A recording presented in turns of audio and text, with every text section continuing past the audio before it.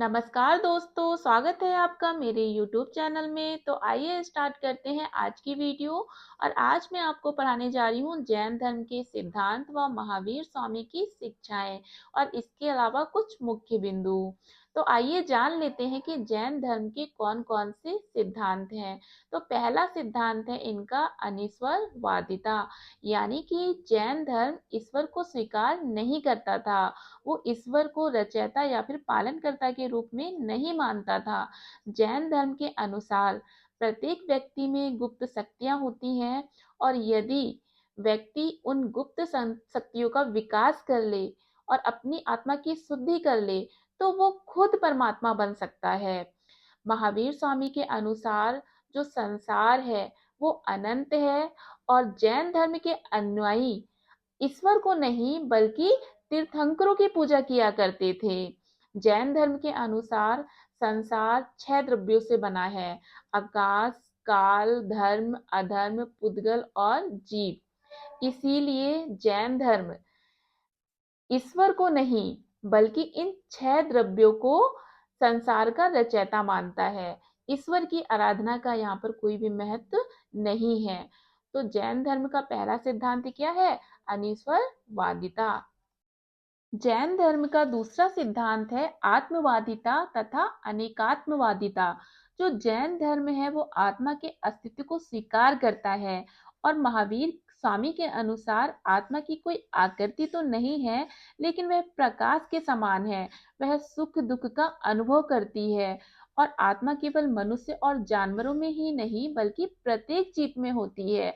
महावीर स्वामी के अनुसार आत्मा स्वभाव से तो निर्विकार होती है, लेकिन मोह के बंधन व कर्म जाल उसकी शक्ति को नष्ट कर देती है। तो दूसरा जो सिद्धांत है उनका वो क्या है? आत्मवादिता तथा अनेकात्मवादिता।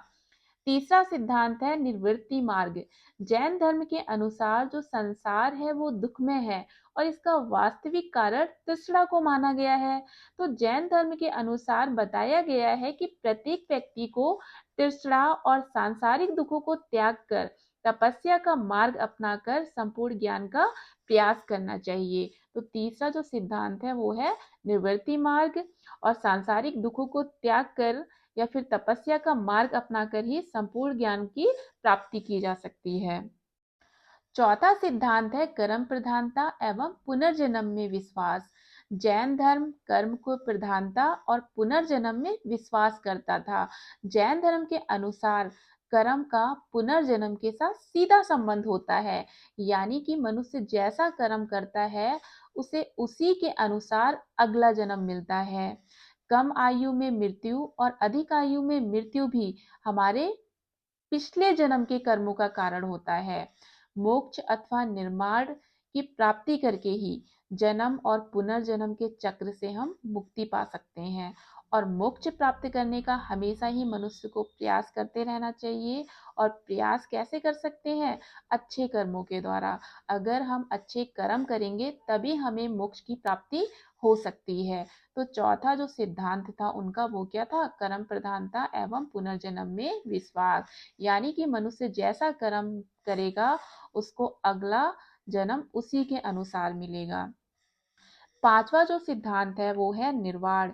जैन धर्म में निर्वाण और मोक्ष प्राप्ति को ही अंतिम लक्ष्य माना गया है और महावीर स्वामी के अनुसार कर्म बंधन से मुक्ति पाना ही मोक्ष है। कर्म बंधन से मुक्ति पाने के लिए आवश्यक है पूर्व जन्म के दुष्कर्मों का नाश हो और हम वर्तमान समय में अच्छे कार्य करें। अगर हम वर्तमान समय में अच्छे कार्य कर रहे हैं और हमने पूर्व जन्म के जो गलत कार्य हैं उनका नाश कर दिया है, तभी हम क्या कर सकते हैं? मोक्ष की प्राप्ति कर सकते हैं। और महावीर स्वामी के अनुसार कठोर तप व्रत के द्वारा दुष्कर्मों का विनाश किया जा सकता है और तृष्णा को समाप्त भी किया जा सकता है। मोक्ष प्राप्त करने के लिए कठोर तप बहुत आवश्यक है और निर्वाण प्राप्त करने के लिए जैन धर्म त्रिरत्न को आवश्यक मानता है कि अगर आप त्रिरत्न का पालन कर लोगे तो आप निर्वाण की प्राप्ति कर सकते हो। तो पांचवा जो सिद्धांत है उनका वो क्या है? निर्वाण। छठा सिद्धांत है त्रिरत्न। जैन धर्म में त्रिरत्नों का पालन करने से मोक्ष की प्राप्ति की जा सकती है। तो ये त्रिरत्न कौन कौन से हैं? सम्यक दर्शन, सम्यक ज्ञान, सम्यक चरित्र। तो आइए देख लेते हैं इन 3 त्रिरत्नों को। पहला है सम्यक दर्शन। यथार्थ ज्ञान के प्रति श्रद्धा ही सम्यक दर्शन है। कुछ लोगों में यह स्वयं विद्यमान रहती है और कुछ लोग अभ्यास के द्वारा इसे सीख लेते हैं।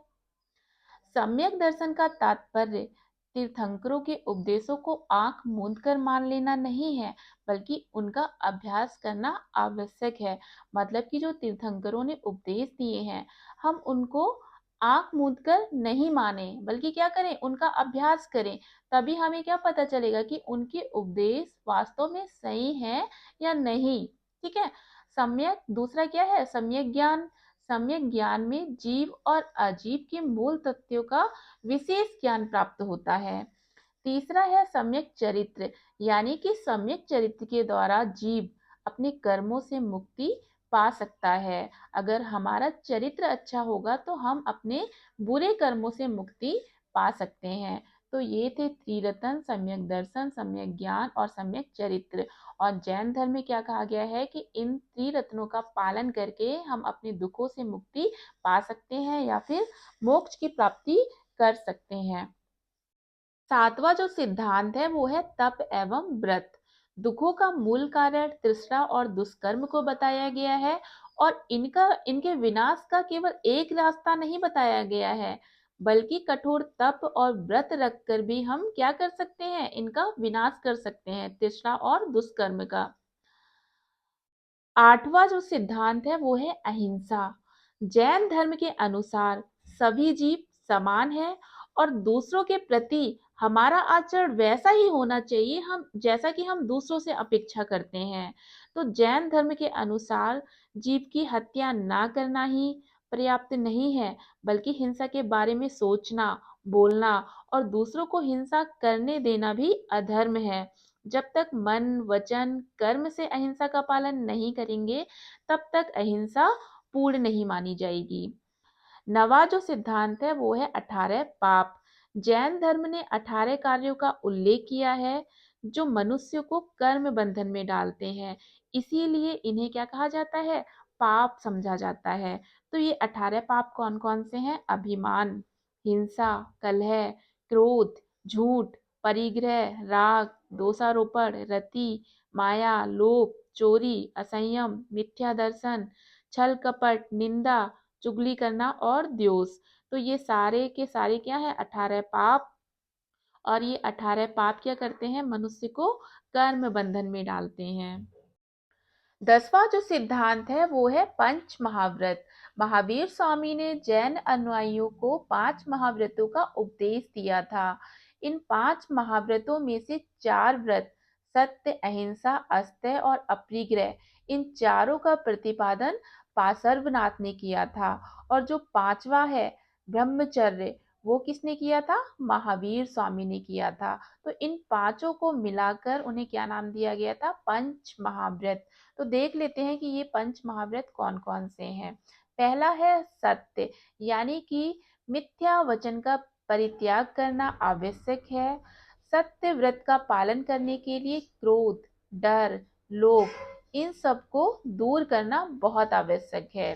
दूसरा अहिंसा, जीवों की कभी भी हत्या नहीं करनी चाहिए। तीसरा अस्तेय, किसी जीव का प्राण उसके लिए उतना ही पवित्र है जितना उसके लिए उसकी धन संपत्ति, अर्थात धन संपत्ति का अपहरण भी उसके जीवन के लिए अपहरण के समान ही माना जाता है। चौथा है अपरिग्रह, उन सभी विषयों का परित्याग करना आवश्यक है जिनके द्वारा इंद्रिय सुख की उत्पत्ति होती है। पांचवा है ब्रह्मचर्य। जैन धर्म के अनुसार ब्रह्मचर्य केवल इंद्रिय सुखों का परित्याग नहीं है, बल्कि सभी प्रकार की कामनाओं का परित्याग करना आवश्यक है। तो ये पंच महाव्रत हैं, सत्य, अहिंसा, अस्तेय, अपरिग्रह और ब्रह्मचर्य। और महावीर स्वामी के अनुसार इन पांचों का भी पालन करना आवश्यक है। 11वां जो सिद्धांत है वो है वेदों में अविश्वास। जैन धर्म वेदों में विश्वास नहीं रखता था, वो पशु बलि और यज्ञों का घोर विरोधी था। 12वां जो सिद्धांत है वो है समानता व सदाचार पर बल। महावीर स्वामी के अनुसार निर्वाण प्राप्त करने का प्रत्येक व्यक्ति को अधिकार है, चाहे वो स्त्री हो या फिर पुरुष। नारियों को भी सम्मान देने पर बल दिया गया यहाँ पर। तो ये थे जैन धर्म के सिद्धांत यानी कि महावीर स्वामी की कुछ शिक्षाएं। इसके अलावा कुछ मुख्य बिंदु भी हैं, जैसे जैन साहित्य को आगम सिद्धांत कहा गया है। और इसके अलावा ये 24 तीर्थंकरों की सूची है। इन्हें इनमें से भी पूछ दिया जाता है कि पहले तीर्थंकर कौन थे या फिर दूसरे कौन थे, या फिर 19वें, 20वें, 21वें, 23वें, 24वें, इस तरीके से पूछ दिया जाता है। तो पहले थे ऋषभदेव या फिर आदिनाथ, दूसरे थे अजीतनाथ, तीसरे थे संभवनाथ, चौथे थे अभिनंदन, पांचवे थे सुमतिनाथ, छठे थे पद्मप्रभ और सातवें थे सुपार्श्वनाथ, आठवें थे चंद्रप्रभ, नवे थे पुष्पदंत, 10वें थे शीतलनाथ, 11वें थे श्रेयांसनाथ, 12वें थे वासुपूज्य, 13वें थे विमलनाथ, 14वें थे अनंतनाथ, 15वें थे धर्मनाथ, 16वें थे शांतिनाथ और 17वें थे कुंथुनाथ, 18वें थे अरनाथ और 19वें थे मल्लीनाथ। इनके बारे में कहा गया है कि या ये स्त्री थे या पुरुष थे, अलग अलग विचार दिए गए हैं। 20वें थे मुनि सुव्रत और 21वें थे नमीनाथ, 22वें थे नेमिनाथ, 23वें थे पार्श्वनाथ और अंतिम 24वें थे महावीर स्वामी। तो ये 24 तीर्थंकरों की लिस्ट है, इनको जरूर ध्यान से देख लेना। इसके अलावा कुछ प्रमुख जैन तीर्थंकर हैं, उनके प्रतीक चिन्ह भी दिए हैं जो पूछे गए हैं अभी तक क्वेश्चंस। पहले ऋषभदेव जिनका प्रतीक चिन्ह है बैल, दूसरे अजीतनाथ जिनका प्रतीक चिन्ह है हाथी और तीसरे हैं संभवनाथ जिनका प्रतीक चिन्ह अश्व को माना है। चौथे हैं पद्मप्रभ जिनका प्रतीक चिन्ह कमल है। नेक्स्ट है सुपार्श्वनाथ जिनका प्रतीक चिन्ह है साथिया या फिर स्वास्तिक। नेक्स्ट है मल्लीनाथ, मल्लीनाथ का प्रतीक चिन्ह है कलश। नमीनाथ का प्रतीक चिन्ह है नीलकमल और नेमिनाथ का प्रतीक चिन्ह है शंख और पार्श्वनाथ का प्रतीक चिन्ह है सर्प और महावीर स्वामी का प्रतीक चिन्ह है सिंह। तो ये प्रतीक चिन्ह भी बहुत बार पूछे गए हैं, तो इनको भी जरूर ध्यान से पढ़ लेना। इसी के साथ मैं अपनी वीडियो समाप्त करती हूँ। मिलते हैं नेक्स्ट वीडियो में। Thank you for watching.